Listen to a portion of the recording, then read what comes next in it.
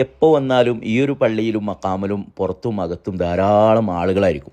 ഒരു പക്ഷേ കെയ്റോയിൽ തന്നെ ആളൊഴിയാത്തൊരു പള്ളിയും മക്കാമും കാണിച്ചു തരാൻ പറഞ്ഞാൽ ഈ ഒരു നഫീസത്തുൽ മിസ്രിയ അല്ലെങ്കിൽ നഫീസത്തുൽ ഇൽം റഹിമഹുല്ലായുടെ ഈ ഒരു പള്ളിയും മക്കാമും ആയിരിക്കും ഞാൻ ആദ്യം പറയാം. കഴിഞ്ഞ പ്രാവശ്യം ഞാൻ വരുന്ന സമയത്ത് ഇവിടെ വർക്ക് കിടക്കായിരുന്നു. ഇപ്പോൾ പണിയൊക്കെ പൂർത്തിയായി അതിഗംഭീരമായിട്ടുള്ള രീതിയിലുണ്ട്.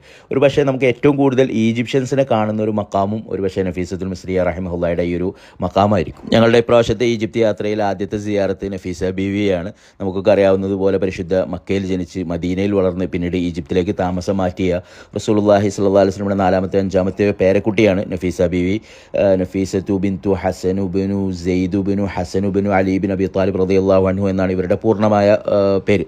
വലിയ പണ്ഡിതയും അതേപോലെ തന്നെ ധാരാളം ഇബാദത്ത് ചെയ്യുകയും എത്രത്തോളം സ്വന്തം ഖബർ കുഴിച്ച് അതിലിരുന്ന് 195 തവണയിലധികം ഖുർആൻ ഖത്തം തീർക്കുകയൊക്കെ ചെയ്തിട്ടുള്ള ഒരു മഹദിയായിരുന്നു നഫീസത്തുൽ ബീവി. നമുക്കറിയാം നഫീസ ബീവി ആരാണെന്ന് എല്ലാവർക്കും അറിയുന്നതാണ്. മഹാനായ ഇമാം ഷാഫി റഹ്മത്തുള്ളാഹി അലൈഹി ഇവരെ ഭയങ്കര ബഹുമാനിക്കുകയും മറ്റൊക്കെ ചെയ്തിരുന്നു. തനിക്ക് എന്തെങ്കിലും അസുഖം ബാധിക്കുന്ന സമയത്ത് തൻ്റെ ഏതൊരു ശിഷ്യൻ എന്ത് ചെയ്യും, ഇങ്ങോട്ട് പറഞ്ഞേക്കും, നഫീസ ബീവിനോട് ദ്വാരക്കാൻ പറയും. എന്നിട്ട് എന്ത് ചെയ്യും, ആ ശിഷ്യൻ തിരിച്ചവിടെ എത്തുമ്പോഴേക്കും അവരുടെ അസുഖം മാറിയിട്ടുണ്ടാവുന്നതാണ്.